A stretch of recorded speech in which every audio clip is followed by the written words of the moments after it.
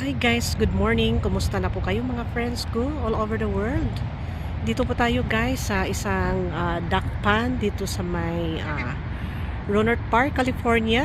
Ano lang trip ko lang guys talagang magbi-video ng mga ducks and guests. Itong araw na to kasi nakakatuwa sila panoorin eh. Nakaka-relax.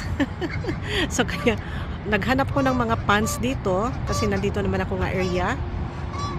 Umalis muna ako doon sa may coastal area dahil ako po ay nagre-refill sa aking van ng aking mga food supply, water, and then naglo-laundry na rin. At saka dito guys, natutuwa lang po ako sa kanila kaya I decided nga magba-vlog ako dito.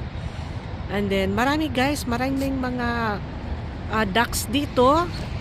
At saka marami ding mga guests at saka may mga swan din. Saka nakakatuwa sila tingnan eh. Ang oras natin guys, 9 o'clock ng umaga. Kaya siguro parang gutom pa sila.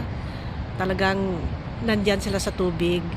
Napansin ko sa kanila kapag yung mga noon time ganun. Kasi pumunta ako dun sa may isang pond din.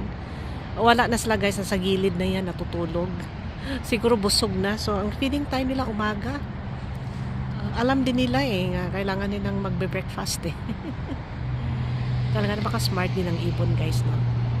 So maliit lang ito nga lakes guys, and then nakita ko sa review nga marami po siyang mga ducks at saka mga guests, which is oo nga naman, marami. Yeah. Ang tubig guys, mukha namang okay lang, tubig malinis, wala kang makitang lumulutang diyan, pero may pagka-green ang tubig niya. Yan.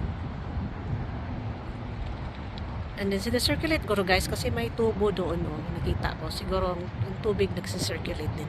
Ganun naman sila dito, pinifilter din nila yung tubig. Pang support sa mga wildlife na nakatira din na area. Yan. Tapos nakakatuwa guys. Yan. And I hope guys you enjoy our vlog today. Thank you again. See you again on my next vlog.